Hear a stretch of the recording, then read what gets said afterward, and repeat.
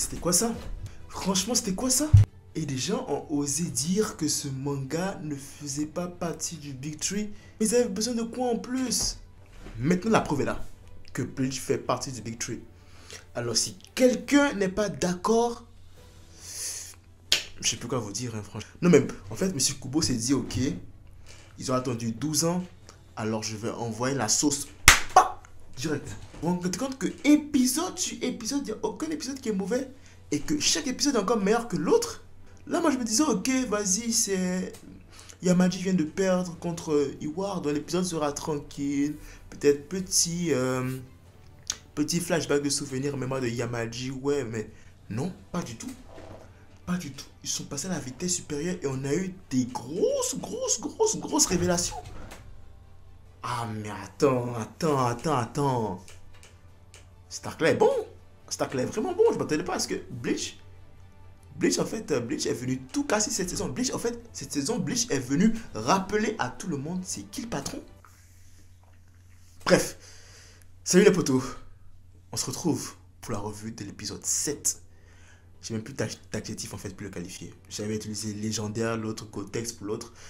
Il n'y a plus rien. Il n'y a plus rien pour qualifier cet épisode. Il est bon. Bref, c'est parti. Dès le début de l'épisode déjà, on nous montre un flashback de la première guerre entre les Quincy et les Shinigami. Et là, tu as Monsieur Iwar avec son armée derrière lui. Et en face, tu as le côté 13. Mais le côté 13, première génération. On se rappelle dernièrement cette semaine sur Twitter, il y avait une image qui avait fuité pour nous hype un peu les membres de cette première génération. Il y avait juste une photo qui avait leaké et puis qui était repostée un peu partout sur les réseaux sociaux. Mais maintenant que j'y pense, Kubo, il n'avait pas besoin de poster ces photos pour nous hyper là en fait. Juste cette scène-là est déjà assez pour nous hyper.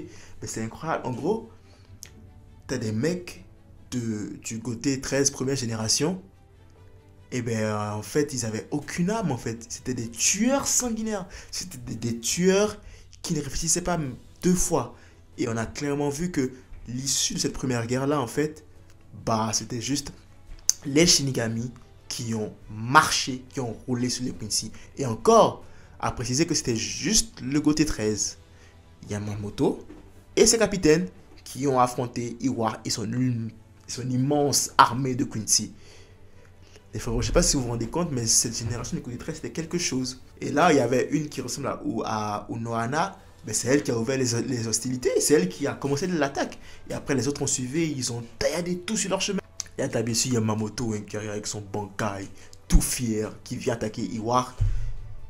Et, petite surprise, qui a attaqué Iwar par derrière pour permettre à Yamamoto de donner le coup de grâce? C'est Sasakibe. Shoichiro Sasakibe. Ça nous montre encore une fois à quel point leur relation à ces deux-là était ultra profonde. Bref, de cette scène magique, on nous ramène à un petit flashback entre Yamamoto et Shinji Kyoraku, le capitaine de la première division, qui était un jeune âge, et qui fouinait un peu dans les affaires de Yamamoto, il se faisait réprimander. Bref, c'est un petit flashback qui nous ramène maintenant au moment présent où on a la scène triste où le capitaine Yamamoto vient de tomber au combat face à Iwar. Et c'est cruel, la main dont Kubo a portrait ça, on va dire. Comment on le dit en français déjà? C'est cruel la manière dont Kubo a mis en scène cette mort-là. Alors déjà, il est coupé en deux carrément, gisant sur le sol, et t'as Iwar, mais qui le maltraite, mais qui... C'est un manque de respect à la personne du commandant. C'est un manque total de respect, et ça, je dis pas que ça ternit un peu l'image grandiose qu'on avait du côté 13, mais ça me donne un sentiment de pitié quand tu vois que lui, le grand capitaine commandant du côté 13, est là, gisant sur le sol, mais KO, mort. Et t'as même Iwar à un moment donné qui lui coupe le bras, qui le marche sur la tête. C'était pas beau à voir, c'était pénible à voir limite pour moi. Et t'as Iwar qui lui fait comprendre que oui, voilà, la paix est arrivée, tu t'es ramolli. Ton ancien côté 13 est 100 fois mieux que ton côté 13 actuel. En gros, il est impoli, il insulte même le côté 13 actuel, les qualifiant d'incapable et d'incompétent. Après, il n'a pas si tort que ça, parce que quand tu regardes un peu comment est-ce que la bataille s'est déroulée jusqu'à présent, c'est clairement pas comme ça que ça s'est passé il y a 1000 ans. Hein. Clairement pas comme ça. Hein. On le voit clairement, c'était un massacre à sens unique pour des Shinigami sur les Quincy. Et là maintenant, on a plus un massacre à sens unique des Quincy sur les Shinigami. Et c'est triste, hein. Je reviens encore sur Yamamoto qui se fait donner une leçon, genre, par Iwar sur sa puissance qui affaiblit parce que la paix est arrivée, qui s'est ramollie et que finalement il n'avait plus besoin de tuer, que ces capitaines du côté 13 avant étaient sanguinaires alors que ceux de maintenant ont des choses à protéger, si ça. Donc le fait qu'il y ait des sentiments d'amour, de paix, de vouloir protéger les êtres qui leur sont chers, qui sont entrés dans la tête des capitaines actuels du côté 13, bah, ils ont perdu un peu de leur instinct de tuer et du coup bah, leur puissance en est vue diminuer et donc maintenant bah, ils ne valent plus grand chose. Et bien sûr tu as les capitaines du côté 13 en parlant d'eux qui ont tous senti que bah ça y est quoi, le capitaine commandant est mort. Et t'as Kyoraku Shinsui hein, qui n'a même pas réfléchi deux fois, mais c'est la première fois que je vois Kyoraku aussi en colère, aussi désemparé. Genre, il a créé un Yamaji, ça te glace le sang quand même. Et là, il a eu une minute de déconcentration. Et bah, le sénateur lui a planté 2 balles dans le corps. Kyoraku est gravement blessé. Et ça c'est pas bon pour le capitaine. Du coup, tu as Iwar hein, qui demande à ses Stenrider de commencer l'opération pour marcher sur la Soul Society. Alors, tu as les Stenrider qui commencent à invoquer des soldats.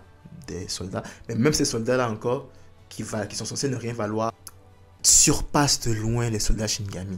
Et là, tu as un massacre qui se passe. Et là, tu as Ichigo qui sent tout ça, parce qu'il est capable de sentir la pression spirituelle.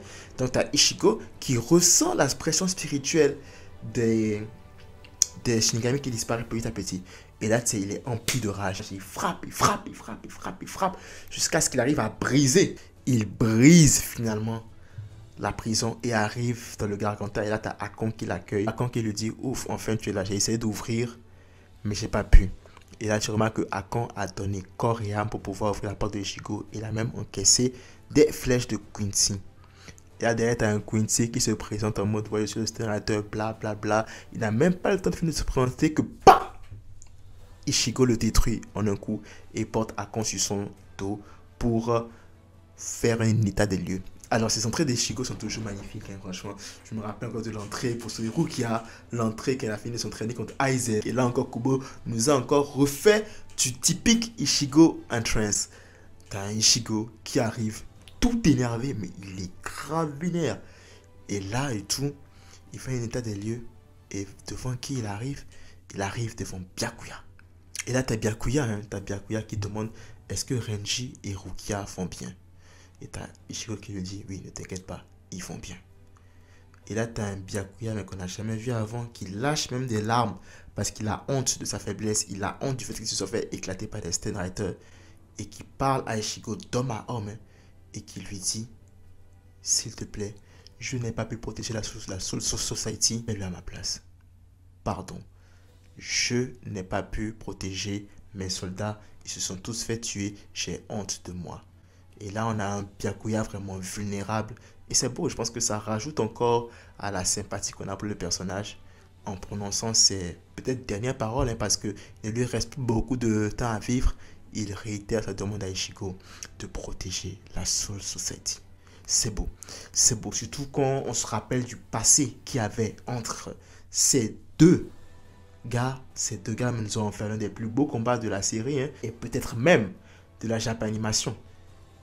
Et maintenant, ces deux-là se retrouvent face à face et t'as l'un qui s'ouvre, qui se rend vulnérable à l'autre et qui lui fait comprendre qu'il a besoin de son aide et qu'il compte sur lui pour protéger la Soul Society. C'est, tu peux pas faire plus beau. Kubo, avec l'émotion, il joue avec notre émotion comme ça, il nous envoie des trucs par-ci par-là. Je pense qu'on l'a un peu trop sous-estimé ces dernières années et il est là pour nous rappeler que c'est pas n'importe qui. Bref, t'as Ichigo qui ne répond rien du tout, qui débarque devant Iwar. Oh là là, aïe aïe aïe aïe, déjà l'entrée, il lance son épée devant Iwar qui débarque. Et là, oh, je vous ai parlé d'émotion tout à l'heure, et bien monsieur Kubo, on a rajouté une autre couche. C'était quoi ce combat? C'était quoi ce putain de combat entre Ichigo et Iwar? On voyait rien. Et Et l'animation de ce truc, de ce combat, mais attends, avec l'OST et tout, je vous jure, j'étais hype à un point, j'étais juste la bouche ouverte comme ça, devant l'écran pendant tout le combat. À un point, c'est juste incroyable. Ça frappait, ça frappait, ça frappait de partout, ça frappait. Et t'as Ichigo et Iwar qui se rendaient genre limite coup pour coup. Et tu pensais que, ouais, Ichigo a une sens. Ichigo peut battre Iwatch. Mais là, non. Il n'a pas fait le poids et il s'est fait exploser par le roi Quincy. Après, tu me diras, c'est évident, hein, si Ichigo arrive direct et puis il arrive à battre le roi Quincy, bah. Bref. Donc, Iwar s'apprête à porter le coup de grâce à Ichigo quand il n'arrive pas à lui planter l'épée dans la gorge. Pourquoi? Et là, on voit le bref, le Haki version Quincy qui apparaît sur le coup de Ichigo. Bizarre. Et là, du coup, Iwar essaie encore d'attaquer Ichigo. Et la même chose se passe sur le bras de Ichigo. Et là, Iwar nous fait une révélation, mais mon Dieu! Mon Dieu! Et pour faire cette révélation, il nous fait d'abord comprendre que la prison de notre gars, le Stanwriter G, est une prison qui est supposée enfermer n'importe qui, sauf les Quincy. Et que le Reiatsu utilisé dans la prison du Stanwriter G pour enfermer Ichigo a eu une certaine réaction sur le Reiatsu de Ichigo, réveillant en lui un autre Reiatsu caché, le Reiatsu de Quincy. On a la révélation que Ichigo est un Quincy. Ichigo n'en revient pas. Ichigo, en fait, il ne veut rien entendre. Il se dit, mais putain, qu'est-ce que tu me racontes? T'es malade, t'es fou. Je suis pas un Quincy, arrête de dire de la merde. Et là, t'as Iwar qui lui dit, ah, donc, tu ne sais pas. Donc, tu ne connais rien par rapport à ta mère. Ah, là, là, là, là, là, là. En effet, c'est vrai qu'on ne connaisse pas beaucoup sur la mère d'Ichigo, à part qu'elle s'était fait tuer pour protéger Ichigo, pas des Holo. Mais là, on a la confirmation que la mère d'Ichigo serait une Quincy. Oh là là là là là là là là là. Là, bien sûr, t'as Ichigo qui veut rien entendre et qui essaie de se battre contre Pain. Et là, t'as Ichigo qui veut rien entendre, hein. Et il essaie de tout faire pour se battre contre Iwar. Et Iwar lui fait une attaque style Shibaku Tensei de Pain. Et t'as Ichigo qui tombe. Et qui est encore KO, là. Qui est à terre. Et là, il aussi se dit, alors je vais te capturer. Je vais te capturer. Et on continuera ça au Wonder Rush et tout. Au Wonder Rush. Et du coup, premièrement, il veut capturer Ichigo. Mais après, au moment où ils se préparent à le capturer, bah, t'as leur temps. Apparemment, ils ont un temps qui est épuisé. Ils ont un temps en dehors du Wonder Rush, normalement. Et bah, il est épuisé. Et là, maintenant, il est épuisé. Et Iwar se demande, mais pourquoi est-ce qu'il ne s'est pas rendu compte plus tôt? Et là, il se dit, mais putain, Aizen, qu'est-ce que Aizen m'a fait? Mais Aizen, encore déjà, il ne fait rien. Il est emprisonné. Et pourtant, il fait déjà des choses bizarres. Comment est-ce que Aizen a fait pour altérer le jugement de Iwar afin qu'il ne se rende pas compte que son temps était en train de s'écouler, que son temps était presque fini? Bien sûr, tu as l'autre, l'assistant de Iwar qui savait. Hein? L'assistant de Iwar savait, mais il ne voulait rien dire parce que, bah, même s'il l'avait dit à Iwar, Iwar n'aurait pas arrêté, tu vois. Fait que du coup, Iwar et les Stanwriter au complet, bah, décident de prendre la route, de s'en aller, de s'enfuir. Mais pas de s'enfuir, mais bon, de s'en aller. Et donc, là, il dit à Ichigo, il est en mode Namor en fait, Iwar, il dit à Ichigo, soigne tes plaies, je reviendrai et nous en rediscuterons. T'as Ichigo qui essaie d'attaquer Iwar et t'as son bras droit Iwar qui coupe le Bankai d'Ichigo en un seul coup d'épée. C'est qu'il n'a même pas utilisé un pouvoir, rien du tout. Hein. Il n'a rien utilisé, il a juste coupé le Bankai d'Ichigo avec son épée. Incroyable. Incroyable. Et là, t'as Iwar qui termine l'épisode sur une phrase. Je sais pas trop c'est quoi la phrase, mais la phrase se termine par mon fils né des ténèbres. Alors là, on a une confirmation que Ichigo est bel et bien un descendant de Iwar. Est-ce que c'est son petit-fils? En tout cas, on ne sait pas. Mais Ichigo est bel et bien un descendant de Iwar. Et sa mère était une Quincy. Alors, est-ce que, en parlant de fils né dans les ténèbres, il fait référence à l'union entre la mère et le père de Ichigo, qui est sa mère qui est une Quincy et son père qui est une Shinigami? Probablement, vu la relation qu'il y avait entre les Quincy et Shinigami, ça me paraît normal qu'il qualifie cette union-là de sombre et de ténébreuse. D'où la référence en fait à fils né dans les ténèbres est plutôt bien choisie. Quel épisode en vrai! Quel épisode, et à quel point il n'y a jamais de temps mort en fait en Bleach. Il n'y a jamais de temps mort. L'histoire se fait très bien et t'as pas de superflu. Toute scène est calculée et toute scène a son importance. Bien joué de la part de Monsieur Kubo qui ne fait que nous pondre masterclass sur masterclass en termes d'épisodes. Et je m'attends déjà en fait à une finale de saison vraiment en apothéose là. Et là, elle va nous laisser sur notre fin et elle va nous faire attendre avec une grosse ardeur la prochaine partie de cette saison. Franchement, je ne sais pas vraiment ce qui va se passer dans le prochain épisode parce que là, tu as un Ichigo qui est KO. Tu as Byakuya qui est sur le point de mourir. Susanpakuto est brisé. Tu n'as personne de survivant encore dans la Society à part certains capitaines. Il y en a qui sont presque KO, d'autres sont encore là. Tu as Onohana qui est là, peut-être qu'elle va les soigner un peu tous, je ne sais pas encore. Mais enfin, ceux qui restent en vie, bien sûr. Mais ça ne semble pas bien pour la Soul Society. Et j'ai hâte, personnellement, de voir qu'est-ce qui va se passer dans le prochain épisode. Une chose est sûre, c'est que pour tous ceux qui disaient Bleach ceci, Bleach c'est ça, Bleach rempli de fillers, Bleach pas d'histoire. Voilà. Qu'avez-vous à dire maintenant? Qu'avez-vous à dire maintenant par rapport à ça? Bleach est carrément en train de se placer en tête des animés cette saison et peut-être des animés de l'année avant encore.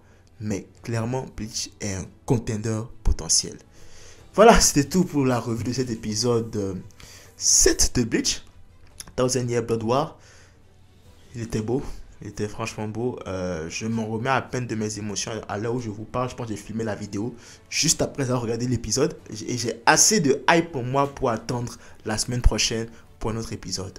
Donc, on se retrouve la semaine prochaine pour la revue de l'épisode 8. Si vous avez aimé la revue, n'hésitez pas à liker et à commenter. Laissez-moi savoir ce que vous pensez dans les commentaires de la revue. Laissez-moi savoir ce que vous avez pensé de l'épisode. Je sais que je ne suis pas le seul à avoir eu du mal à retrouver son souffle après l'épisode. Donc, laissez-moi en commentaire quelle impression cet épisode vous a laissé. Ça fait toujours plaisir. Et pour ceux qui ne sont pas abonnés, abonnez-vous aussi à moi. Ça me fait toujours plaisir d'avoir plus de membres de mon équipage. D'ici là, prenez tout soin de vous et de vos proches. Que la force vous accompagne.